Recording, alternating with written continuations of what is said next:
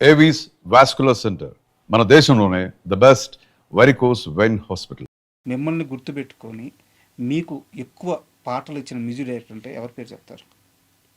చక్రి అండి, చక్రి గారు ఎందుకంటే కోర్స్ పూరి గారు చెప్పేవాడు, పూరి గారు చెప్తేనే పాడించేవారు. ఎందుకంటే మ్యూజిక్ డైరెక్టర్కి ఈ పాట రఘుతో పాడిద్దాం అని ఆయనకి ఏదైనా ఆలోచన ఉండొచ్చు, కానీ పూరి జగన్నాథ్కి ఈ పాట పాడచ్చు. ఇప్పుడు నేనింతలో సాంగ్ ఉంది, oh no no no no no no ఆ సాంగ్ ఉంది, అది యాక్చువల్గా చక్రి గారు కార్తిక్తో పాడిద్దాం అంటున్నారు. Okay, singer కార్తిక్తో.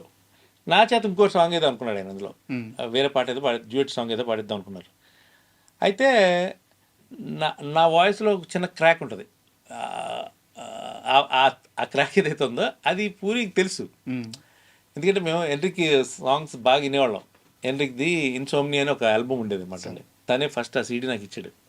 అరే ఎన్రిక్ గురించి తెలిసింది నాకు త్రూ పూరి ద్వారానే. అంటే మేమంతా యాక్చువల్గా మైకేల్ జాక్సన్ ఫ్యాన్స్ అండి. మైకేల్ జాక్సన్ అంటే పిచ్చి. మైకేల్ జాక్సన్ చనిపోయిన రోజు పూరి ఆఫీస్లోనే ఉన్నాము. తను ఏడ్చాడు ఆ రోజు. అవునా? మైకేల్ జాక్సన్ చచ్చిపోతే భయంకరంగా ఏడ్చాడు ఆ రోజు. అంత ఇష్టం ఆయన అంటే. అఫ్కోర్స్ నేను ఏడ్చాను. అందుకే మీకు ఏకనిరంజన్లో మైకేల్ జాక్సన్ మీద సాంగ్ ఉంటుంది, ఒక సాంగ్ అది ఇష్టపడి చేయించుకున్నాడు ఆ పాట మణిశర్మ గారితో. సో చక్రి గారు ఆ పాట కార్తీక్తో పాడిద్దాం అనుకున్న పాటనే పూరి గారు ఏంటంటే ఈ ఎన్రిక్ ఫీల్ గొంతులో బాగా పలుకుద్ది. యాక్చువల్గా ఎన్రిక్ సాంగ్ అది, oh no no no song, అది ఒక హాలీవుడ్ సాంగ్, ఇంగ్లీష్ సాంగ్, ఆయన పాట అది. Enrique song original as it is పెట్టేశారు సాంగ్ని, పెద్దగా ఏం చేంజ్ చేయలేదు. అప్పట్లో కాపీరైట్లు కూడా లేదు కాబట్టి బతికిపోయారు అందరూ. యాజ్ ఇట్ ఈజ్ పెట్టాను సాంగ్. పెట్టినప్పుడు ఆయన ఒరిజినల్ మిస్ సాంగ్ చాలాసార్లు విన్నాను నేను. విని ఆ ఫీల్తోనే అర్ధరాత్రి 2 గంటలకి పాడేశానండి. అలా అంటే చాయిస్ అంటే చక్రి గారు అంతెందుకు, ఇప్పుడు ఈ సినిమా కృష్ణ సినిమా ఉంది రవితేజ గారిది, అందులో తరత్త ఎత్తుకుపోతా తరత్త హత్తుకుపోతా సాంగ్ నేనే పాడాను.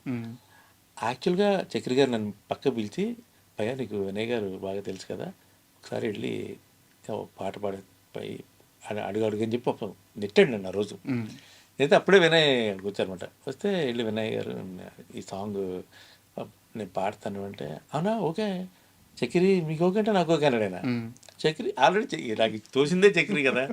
సో అలా ఆ పాట. మీకు బంధువు అవుతారు కదా వినాయక్ గారు? అవునండి, బంధువు అవుతారు. ఏమవుతారండి? బావగారు అవుతారు. బావగారా? సో అయినా కానీ ఎప్పుడు దాన్ని ఎప్పుడు నేను అలా ఆ బంధుత్వాల కార్డులు కానీ ఎందుకంటే ఆయన బంధువు అవ్వక ముందు గురించి కూడా ఆయన క్లోజ్ అయినా గురించి పూర్తి తెలుసు. క్లోజ్ అయినా స్పెషల్ గా చెప్పలేదు. రఘు కుంజే గారు ఎవరి దగ్గరికి వెళ్ళి ఎక్కువ ఫోర్స్ చేయరు, ఇబ్బంది పెట్టకూడదు కదా, ఇబ్బంది పెట్టరు, ఉన్న పరిచయాలను వాడుకోవాలంటే ఈ రోజు మీ పాటలో వేయగాదు నాకు తెలిసి ఒక 3-4 వేలు ఉండే. ఇబ్బంది పెట్టకూడదు అనే ఇదే వాళ్ళు. ఇప్పుడు వాళ్ళ పరిస్థితుల్లో కూడా ఇప్పుడు వాళ్ళకి ఏంటంటే చెప్పాం కదా, ప్రయారిటీస్ అనేవి చాలా ఇంపార్టెంట్ ఉంటుంది సినిమా ఇండస్ట్రీలో. ఇప్పుడు పూరి జగన్నాథ్ గారు దేవుడు చేసిన వంటల సినిమాకి నన్ను మ్యూజిక్ డైరెక్టర్గా కన్ఫర్మ్ చేసిన రోజు సొంతంగా తన డెసిషన్ ఏం తీసుకోలేదు. అది రవితేజని అడిగారు, బాగుబిల్ ప్రసాద్ గారికి చెప్పారు, ఈయన పెడదాం అనుకుంటున్నాను ఈ సినిమాకి, మీకు ఓకేనా అని అడిగితే వాళ్ళు దేశాడు ఓకే అన్న తర్వాతే తను నాకు పెట్టాడు. కానీ సొంతంగా ఈయనే పెడుతున్నాను అనే ఇది కాదు. సో సినిమా ఇండస్ట్రీలో ఇది అందరికి నచ్చాలండి, అందరికి నచ్చితేనే అక్కడ జరుగుతుంది మ్యాటర్. అండ్ సక్సెస్ ఒకటి. ఇప్పుడు సపోజ్ సక్సెస్ ఉందనుకోండి, నా దగ్గర గట్టి పెద్ద సక్సెస్, నేను చేసిన సినిమా బ్లాక్ బస్టర్ హిట్ అయిపోయింది అనుకోండి, నాకు ఎవరు అవసరం లేదు, నాకు ఏ రెఫరెన్స్ అవసరం లేదు. అప్పుడు ఆ సక్సెస్ అనేది ఒకటి ఉంది సరే, అదే వాళ్ళకి లెక్క. ఓకే సక్సెస్లో ఉన్నాడు అది పెట్టండి. అది సినిమా ఇండస్ట్రీలో ఏంటంటే మెయిన్ సక్సెస్ మీదే డిపెండ్ అయి ఉంటుందండి. అదే అంటే నేను 80% లక్, 20% టాలెంట్ ఇక్కడ, అంతే. సార్ మీరు మీ ఇంటర్వ్యూ అనగానే నేను ఒక విషయం మీద ఈరోజు ఆడియన్స్కి ఒక క్లారిటీ తప్పించాలని చెప్పి ఈ క్వశ్చన్ని లాస్ట్ వరకు ఆపాను, కానీ నాకు క్లారిటీ కావాలి సార్. దీని మీద చాలా రకమైన రూమర్స్ ఉన్నాయి. చక్రి గారి మరణం, ఆయన ఎంత మంచివారో పర్సనల్గా నాకు తెలుసు. అంటే ఆయన ఆఫీస్కి వెళ్ళి నాకు తెలిసి ఏ రోజు నేను ఖాళీ కడుపుతో బయటకు రాలేదు. అవును, నేనే కదా సార్ మీకు కొత్తగా చెప్పాను. అయ్యో సో అదొక మేము సత్రంలో వాళ్ళం, చక్రి సత్రం అని పేరు పెట్టాం ఇది ఆఫీస్కి. ఎందుకంటే రోజు 30-40 నుంచి 50 మంది వరకు భోజనాలు చేసేవారు అక్కడ చక్రి ఆఫీస్లో. ఎవరు వచ్చినా సరే పెట్టకుండా పంపించేవాడు కదండి, అంత గొప్ప వ్యక్తి అతను. సార్ అయితే చక్రి గారు చనిపోయిన తర్వాత చక్రి గారి గ్రోత్ చాలా ఫాస్ట్గా వచ్చింది. దాన్ని కొంతమంది ఎంతలా ఓర్వలేకపోయారంటే ఆయన చనిపోయిన తర్వాత కూడా ఆయన పైన నిందలు పుట్టించారు. చక్రి విపరీతంగా తాగి చనిపోయాడు అని చెప్పేసి. ఇప్పటికీ ఆ నింద అలాగే ఉండిపోయింది. దాన్ని క్లారిఫై చేసేవాళ్ళు ఎవరు లేరు. అసలు చక్రి గారి మరణం వెనక ఏం జరిగింది? అంటే హెల్త్ ఇష్యూస్ వచ్చాయండి బేసిక్గా. తాగడం వల్లనే నేను అన్నాను, కానీ ఫుడ్ కంట్రోల్ కూడా లేకపోవడం. ఉమ్, అంటే కొంచెం ఆ, ఇప్పుడు మనం అదే అంటానండి, లైఫ్లో మనకు ఒక పేరు వస్తున్నప్పుడు చాలా జాగ్రత్తగా ఉండాలి మనం బేసిక్గా. ఎస్పెషల్లీ ఉమ్, హ్యాబిట్స్ మన లైఫ్ స్టైల్ చాలా ఇంపార్టెంట్. ఓకే, ఇప్పుడు అర్ధరాత్రి ఇప్పుడు సడన్గా నిద్రలో హార్ట్ అటాక్ వచ్చి ఇన్ని కబుర్లు చెప్పి ఎక్కడ లారీ గుద్దేసి పోయి చచ్చిపోతున్నారు, ఎవడేం చేయలేడు. ఇది ఫేట్ అంతే, బేసిక్గా కూడా ఫేట్ అంతే. కానీ తను అంత తొందరగా అలాంటి పరిస్థితి వచ్చే మనిషి కాదు అతను. ఉమ్, చాలా, ఎందుకంటే వర్క్ని అంత ప్రేమించేవాడు, మనుషుల్ని అంత ప్రేమించేవాడు, ఆ ఫ్రెండ్షిప్కి విపరీతమైన వాల్యూ ఇచ్చేవాడు. ఎవరన్నా ఇంటికి వస్తే ఆడికి ఫుడ్ పెట్టకుండా పంపించేవాడు కాదు, ఎవరికి డబ్బులు ఇవ్వకుండా పని చేయించుకునేవాడు కాదు. చెప్తున్నా, అంత మంచి వ్యక్తి అతను, అంత మంచి వ్యక్తి.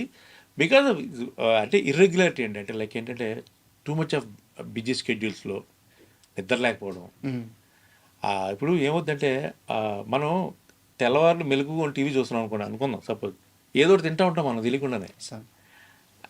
ఇవన్నీ ఏంటంటే ఇవన్నీ హెల్త్ మీద దెబ్బ కొట్టేస్తూ ఉంటాయి ఇవన్నీ కూడా. ఉమ్. చాలాసార్లు చెప్పేవాడిని, కొంచెం కొంచెం ఫుడ్డే కదా? ఫుడ్డే కదా? ఫుడ్ అండి, ఫుడ్ బాగా ఫుడ్ లవర్ అవుతాను బేసిక్గా. అందుకే మీకు బాడీ చాలా హెవీగా అయిపోయింది లాస్ట్లో. ఉమ్, ఇర్రెగ్యులర్ హ్యాబిట్స్, అంటే టైం తినమన్నా ఎందుకంటారు పెద్దలు, టైం తినండి లేకపోతే ఆకలేసినప్పుడు తినండి అని ఊరికే అంటారు కదా పెద్దోళ్ళు. ఎప్పుడప్పుడు తెల్లవారుజాము 3 గంటలకి చికెన్ బిర్యానీ తినేసి మనం, అది కరెక్ట్ కాదంటాగా బేసిక్గా. ఎప్పుడో సరదాగా ఓకే, అదే ఫ్రెండ్స్తో బయటకు వెళ్ళాం సరదాగా, అదేదో ఒక వైబ్ లాగా చేయడం వేరు, కానీ డైలీ హ్యాబిట్స్ అనేవి మన బాడీ మీద డెఫినెట్గా రిఫ్లెక్ట్ అవుతాయండి. సో అట్లాగే తనకి హెల్త్ బాగా ఇష్యూస్ వచ్చాయి తన వల్ల. సార్. అంటే ఆ బ్రీతింగ్ ప్రాబ్లం రావడం, బేసిక్గా తను చివరి స్టేజ్లో, లాస్ట్ స్టేజ్లో చాలా స్ట్రగుల్ అయిపోయాం, చాలా అంటే చూసాను, తట్టుకోలేకపోవడం బేసిక్గా. ఉమ్, అంటే ఒక 2 అడుగులు వేస్తే ఆయాసం వచ్చేసేది మనిషికి. మనిషి బాగా హెవీగా అయిపోయారు కదా, ఆయాసం వచ్చేసేది. ట్రీట్మెంట్ కూడా కోఆపరేట్ చేయని స్టేజ్ అదే వచ్చేసింది బాడీ. అంటే లైక్ అప్పుడు ఏ వచ్చాయి కదా లైపోల్ గీపోల్ అనేది వచ్చాయి, అవి కూడా అనుకున్నారు చేద్దామని అనుకున్నారు, ఉమ్, కానీ అవి కుదరలా, పెంచడానికి కుదరలేదు పాపం. అదే అతను మంచితనమే అతను చంపేసింది అనిపిస్తుంది నాకైతే ఒక్కొక్కసారి. అతను దేనికోసం అయితే అందరినీ కూర్చోబెట్టి అందరికి భోజనాలు పెట్టి తను వాళ్ళతో టైం స్పెండ్ చేసి నిద్రపోకుండా, ఒక పక్క వర్క్ స్ట్రెస్, సినిమాలు చేస్తున్నాడు అప్పటికి, తను కంటిన్యూగా సినిమాలు చేస్తూనే ఉన్నారు కదా, ఆ సినిమాల తాలూకు స్ట్రెస్ ఇవన్నీ ఉంటాయి కదండి మైండ్లో ఉంటాయి, అవి కొట్టేస్తాయి ఒక్కొక్కసారి. స్ట్రెస్ అండి మెయిన్ స్ట్రెస్ అనేది చాలా డేంజరస్ థింగ్. నేను అదే చెప్తాను ఎప్పుడైనా కానీ అందరికీ, ఎవరికైనా ఎక్కువ ప్రతిదాన్ని సీరియస్గా తీసుకోకండి. ఇప్పుడు మార్నింగ్ బ్రేక్ఫాస్ట్ చేసామండి, మధ్యాహ్నం భోజనం టైంకి వచ్చి భోజనం దగ్గర మార్నింగ్ బ్రేక్ఫాస్ట్ గురించి డిస్కషన్ పెడతారు ఎక్కువ మంది. మార్నింగ్ ఇడ్లీ బాగానే ఉంది కానండి, పెసరట్లో ఉప్పు తగ్గింది, ఆ అల్లం చట్నీలో కొంచెం కారం ఎక్కువైతే బాగుండేది, ఈ సోదంతా పెడతారు అక్కడికి వచ్చి. పొద్దున్న తినేసావు కదరా, అయిపోయింది కదరా, అది అరిగిపోయింది, బయటకు కూడా పోయి ఉంటుంది అది. ఈ భోజనం టైంలో మళ్ళీ లంచ్ టైంలో నువ్వు పొద్దున అంటే ఈ మైండ్కి మనం ఇచ్చే ఎనర్జీ కన్నా ఎక్కువ చెత్త ఇస్తున్నాం మన మైండ్కి, అదే స్ట్రెస్. ఆ స్ట్రెస్తోనే షుగర్లు వస్తాయి, బీపీలు వస్తాయి, హార్ట్ అటాక్లు వస్తాయి మనుషులకి. నేను అదొక్కటే జరగను, స్ట్రెస్లెస్ లైఫ్ గడపండి రా బాబు అంట. రఘు కుంచేకి 25 ఏళ్ల తర్వాత గేదెల రాజు క్యారెక్టర్ ఏమి ఇవ్వబోతుంది? గేదెల రాజు సినిమా ఏమి ఇవ్వబోతుంది? ఇది ఒక స్పెషల్ అండి సినిమా నాకు. అంటే ఏమంటారు దాన్ని, అంటే నేను చెప్పుకుంటే ఎక్కువ మరియు స్వాత్కర్ష్ అంటారు కదా, అది ఎక్కువైపోద్ది. బట్ ఒక పర్ఫెక్ట్ అంటే ఓహో గేదెల రాజు అంటే ఇలా ఉంటాడా అనే ఒక క్యారెక్టరైజేషన్ ఉంది సినిమాలో. ఎక్కడ ఏ ఫ్రేమ్లో, ఎందుకంటే నేనే పెద్ద విమర్శకుడిని, నేను ఎనీ రివ్యూవర్ని ఎవరిని కూడా నేను ఎప్పుడు తక్కువ చేసి మాట్లాడను, ఎందుకంటే ఎవరి ఒపీనియన్ వాళ్ళది, ఎవరి ఒపీనియన్ వాళ్ళది. వి షుడ్ రెస్పెక్ట్ వాళ్ళకి. ఖచ్చితంగా వాళ్ళ అభిప్రాయానికి మనం గౌరవం ఇచ్చి తీరాలి, ఎందుకంటే నీకు నచ్చిందని ఎదుటోడికి నచ్చాలని రూల్ లేదు ఇక్కడ. సో నా క్యారెక్టర్లో నాలోంటి విమర్శకుడు కూడా నా క్యారెక్టర్ని మెచ్చుకోగలిగాడు, నాకంత సాటిస్ఫాక్షన్ ఇచ్చింది. Self satisfaction. అండ్ మ్యూజిక్ డైరెక్టర్గా 3 పాటలు ఉంటాయి సినిమాలో. 3 పాటల్లో మెలడీ మొన్న రిలీజ్ అయింది, ఏం చేయమంటే సాంగ్, అది మంచి ట్రెండింగ్లో ఉంది. అంటే లైక్ అంటే ఒక్కసారి విన్నవాళ్ళు 10 సార్లు వింటున్నారు ఆ పాటని. అది నేనే గొప్పగా చెప్పట్లా. ఎందుకంటే నాకు వచ్చే ఫీడ్‌బ్యాక్, నాకు వచ్చే మెసేజెస్ ప్లస్ చాలామంది పిల్లలు ఆ పాట పాడి రీల్స్‌లో పెడుతున్నారు అప్పుడే. సో అదొక సెల్ఫ్ సాటిస్ఫాక్షన్. చాలా రోజుల తర్వాత ఒక మెలోడీ చేశాను. ఆ మెలోడీ నేను పాడాను. యాజ్ కంపోజర్‌గా, సింగర్‌గా 2 నాకు ప్లస్ పాయింట్ అది. అండ్ 2 మాస్ సాంగ్స్ ఉన్నాయి. ఓకే, ఆఫ్‌కోర్స్ మాస్ సాంగ్స్ అనేది ఇంకా అది ఇట్లండి. అండ్ బ్యాక్‌గ్రౌండ్ స్కోర్ అండి సినిమాకి. ఎందుకంటే ఈ సినిమా బ్యాక్‌గ్రౌండ్ స్కోర్ గురించి మాట్లాడతారు. ఎందుకు చెప్తున్నానంటే బ్యాక్‌గ్రౌండ్ స్కోర్ అనేది సౌండ్ కాదు. Background score also it's a character అండి. సినిమాలో బ్యాక్‌గ్రౌండ్ స్కోర్ కూడా ఒక క్యారెక్టర్ లాంటిది అంతే. అదే కానీ బ్యాక్‌గ్రౌండ్ స్కోరే సినిమా కాదు. ఎక్కించేయచ్చు సినిమాకి దమ్ దమ్ దమ్ అని గుద్దచ్చు. పెద్ద అది గుద్దడం అనేది పెద్ద మ్యాటరే కాదు. కానీ ఆ సెన్సిబుల్గా సీన్స్ని ఎన్హాన్స్ చేస్తూ మూడ్ ఏదైతే ఉందో సీన్లో ఉండే మూడ్ని ఎలివేట్ చేయగలిగేదే బ్యాక్‌గ్రౌండ్ స్కోర్ కరెక్ట్గా. సో ఆడియన్కి సినిమాకి మధ్యలో నాకు అందమైన బ్రిడ్జ్ అండి అది. సో ఆ బ్రిడ్జ్ ఈ సినిమాలో కనిపిస్తుంది. సో అందుకని ఈ సినిమాని నేను అంత ఎక్కువ ప్రేమించాను, అంత ఎక్కువ ఇష్టపడ్డాను. అట్ ద సేమ్ టైం ఆ డైరెక్టర్ చైతన్య మోటూరి సినిమా కోసం కష్టపడ్డ విధానం, అతను ఇల్లు తాకట్టు పెట్టి లేకపోతే పొలాలు తాకట్టు పెట్టి, ఒక డైరెక్టర్ అంటే ఇంత స్ట్రగుల్ అవుతాడా పాపం ఒక డైరెక్టర్ అనేవాడు జీవితంలో. లైఫ్ అండ్ డెత్ క్వశ్చన్ పెట్టారా తాకట్టు పెట్టారా? పెట్టాడు. అన్నీ ఎందుకంటే వాళ్ళ పేరెంట్స్ ఇచ్చిన ఎంకరేజ్మెంట్ అండి అది. వాళ్ళు నువ్వు ప్రాబ్లం లేదు చెయ్యి మేము చూసుకుంటాం అని చెప్పి అతనికి ఆ ధైర్యాన్ని ఇచ్చేవాళ్ళు చేయించారు ఆ సినిమా. అదేదో సింపతి డ్రామా ఆడలేదు మనం. ఇప్పుడు అదేదో అలా చేశాడని చెప్పి మీరు సినిమా చూడండి అని కూడా అడగట్లా. సినిమా ఖచ్చితంగా చూస్తే గ్యారెంటీగా మీరేలో 10 మంది చెప్తారు. ఆ నమ్మకం మాకుంది. ఓకే. సినిమా బాగుంది. అంతేగాని ఇదేదో ఇప్పుడు ఇవన్నీ వాళ్ళకి అనవసరం కదా. నీ నీ నీ సరదాకి నీ ప్యాషన్కి నువ్వు తీసుకున్నావు. ఇల్లు తాకట్టు పెట్టుకుంటావో పొలం తాకట్టు పెట్టుకుంటావో నీ ఇష్టం. మమ్మల్ని అడిగి తాకట్టు పెట్టావు అంటారు. అంతే కదా. మన బాధలు వాళ్ళకి అనవసరం కదా. సినిమా బాగుంది. సినిమా బాగుండాలి అంతే. బట్ అది బాగుంటుంది. బట్ ఆ వైబ్ అయితే కనిపిస్తుంది సార్. ఎందుకంటే రిలీజ్ అయిన సాంగ్స్ కానీ అవునండి, అవును. టీజర్ Teaser కానీ గానీ, అవును, ఆ టీజర్ లో డైలాగ్ ఉంటుంది. అవునండి, అవును. ఈ ఊరు భయపడే ప్రతి కథలో అవునండి, అవును.